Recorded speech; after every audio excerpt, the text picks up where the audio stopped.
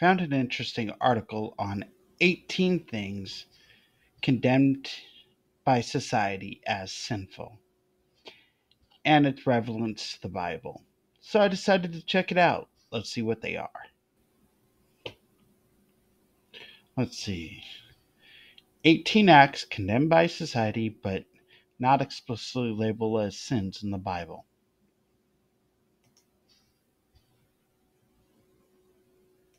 Oops. Here we go. Celebrating birthdays. Pharaoh's birthday in Genesis 4:20 led to the ring of a serpent, while Herod's celebration in Matthew beheading. There's no clear moral directive associated with the act of celebrating the birthdays itself. And I'm not sure how many people said there were. So there may be some out there. More information. Tattoos. This one actually has specific uh, uh, scriptures associated with it. Leviticus in 1928, do not cut your bodies for the dead or put tattoo marks on yourselves, might be addressing mourning rites or practices. Rather than decorative tattoos of today, it's essentially contextual ancient directives. However, the title of the article is 18 Acts Condemned by Society but Not Explicitly Labeled as Sins in the Bible. That one seems like it's a debatable issue because they even have the scripture that says you're not supposed to tattoo yourself. I actually agree with the article that it's mostly talking about um, certain pagan rites ritual rather than decorative aspects to your body. Let's go to the next one. Caffeine doesn't directly address caffeine against drunkenness and advocacy and advocate sobriety, but caffeine is classified with intoxicating substances. Interesting, but here's another addition to it. Why do you think Jesus turned water into wine? It was to celebrate a wedding. Now, wine may not be as alcoholic today as it was, or not as alcoholic back then as it was today, but even then, it was a party drink for a party. And as for caffeine, if somebody says you're not supposed to take caffeine, find it highly unlikely that that's truly biblical in nature.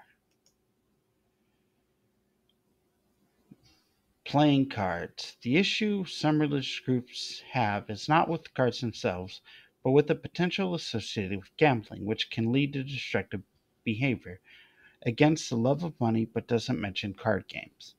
Again, the scripture in question, we all have heard it before, the love of money is the root of all evil. It's not quite how many translations have it. It's the love of money is the root of all kinds of evils. So it's when your greed overtakes your morality and your love of God, it becomes your altar as opposed to, say, a pagan altar. So it's an interesting.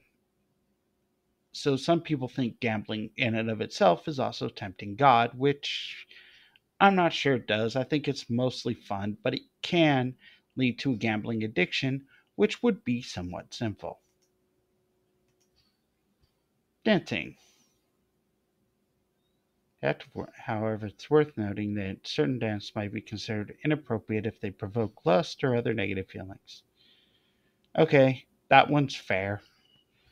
In fact, uh, Rob Burnett was recently produced a movie on the very issue of dancing, and a Orthodox Jew that liked dancing the tango, but was worried that it violated his oath and actually went to a Muslim and they wanted to change the title because of the recent issues in the Middle East.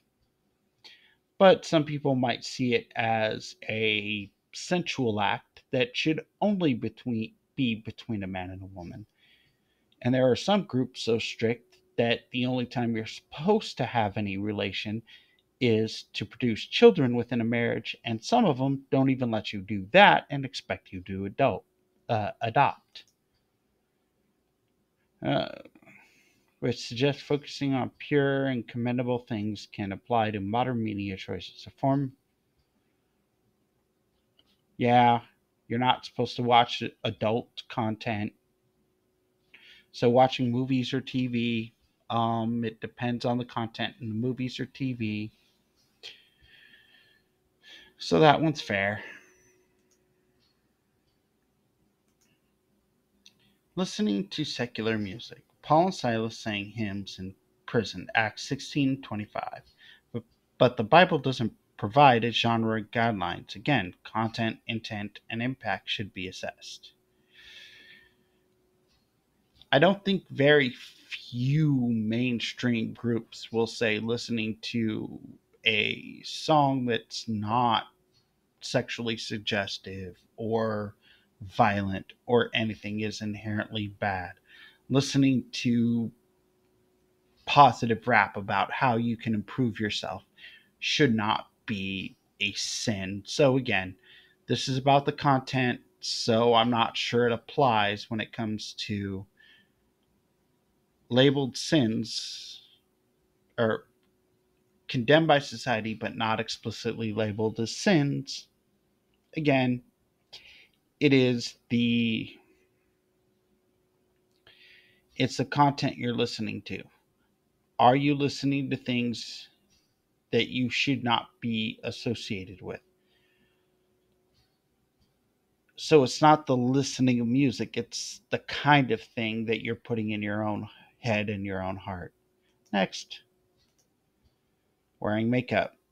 Mentions women beautifying themselves, and while it is negative in context, the emphasis is on the vanity, pride of the woman, not the act of beautification itself. Well said. Next, wearing jewelry. Advises women to dress modestly, with decency and propriety, not with braided hair or gold or pearls or expensive clothes. That kind of suggests wearing that stuff is inappropriate, but it could also be a matter of how much emphasis you put on it, as opposed to wearing a ring that's not supposed to be about vanity.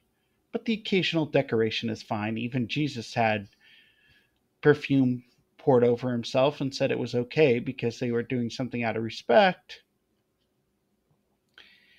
And you can't be selfless every second of your life. Yoga, the Bible's warnings against idolatry and pagan rituals might make some wary of yoga's spiritual roots. However, many practice. Uh, Again, whoever this writer is got it 100% right. The act of sitting there and meditating is not in and of itself sinful. It's whether you're meditating in a pagan sense or merely calming yourself, focusing on either religious stuff or just taking a breath from your day to day life. Reading fiction, use parables, fictional stories to convey truth, doesn't lead one astray from virtuous living. The reading fiction, yep, got that right. It And there are stories in the Bible that were purely fiction. Song of Solomon was probably a fictional account that did have some spiritual roots. Clapping in church. Making joy to the Lord using various instruments. Clapping can be seen as like to see why they say you're not supposed to clap in church. This tells you that it should be okay based off of Psalms, but doesn't actually tell you why some groups question it. This might also be a practice of being respectful in church, and church is a solemn place, not one that's supposed to be too boisterous. But again, it depends on the church, and I'm not sure why clapping specifically was singled out. Suggests the end for themselves which days to honor. Respecting cultural celebrations is different from endorsing any. Again, if Martin Luther King Day, for example, is not a false idol, we're respecting an individual we know was human, was mortal, and so what he did for our society was good. So celebrating non Christian holidays, I don't think is sinful. However, there are pagan aspects that may cross the line depending on what holiday it was, but certain holidays thought to originate with paganism may or may not be.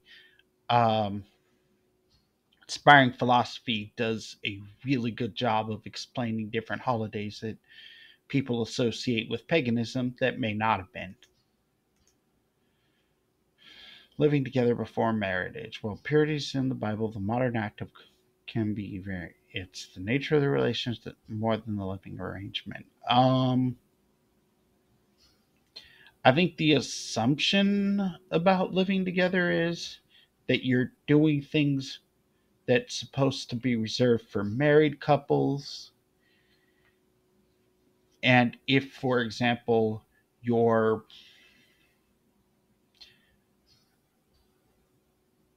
you have a living arrangement where the person has separate bedrooms, they're not doing anything, they're keeping their clothes on, that's probably acceptable. But I think the assumption is living together in a relationship similar to a husband and wife, not that you share a roof. For example, if you have a foreign exchange student, if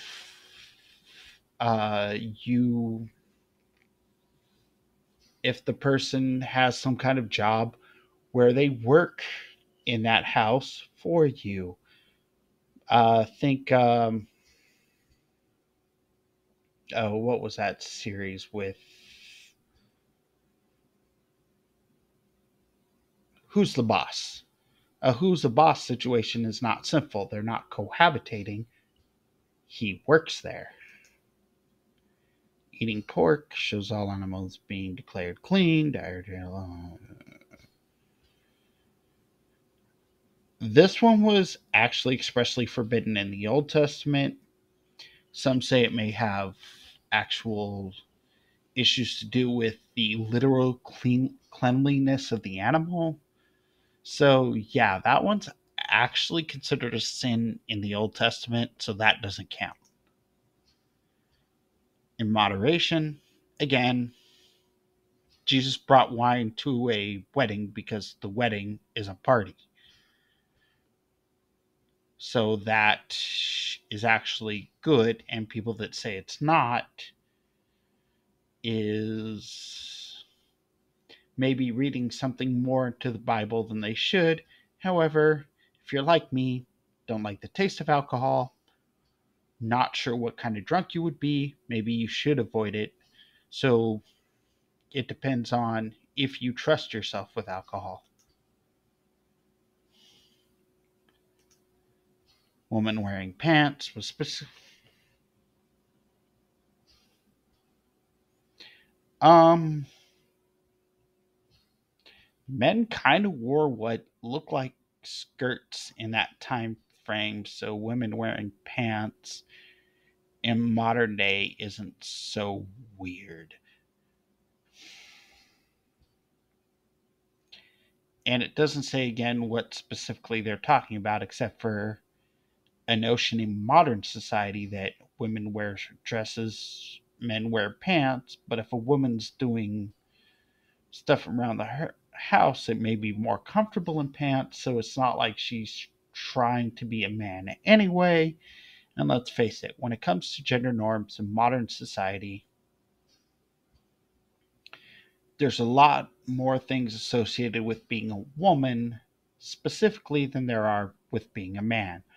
Pants are quasi gender neutral, so it wouldn't matter anyway because of the modern norms. Attending theaters or concerts each had its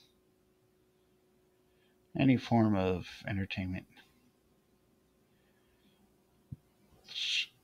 I wish they talked about. I wish they had a little bit more context for this stuff because I don't know who they're talking about thinks that this is wrong.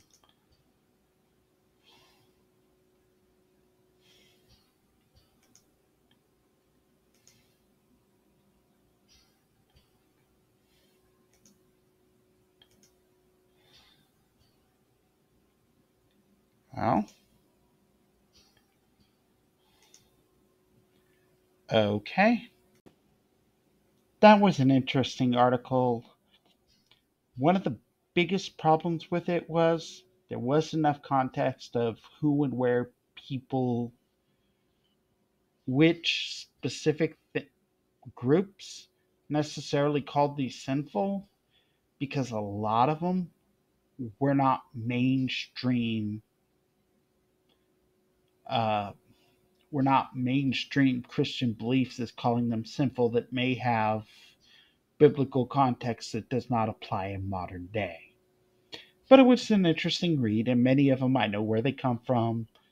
I've seen people say it, and the connection to the context of what the Bible was saying isn't quite there.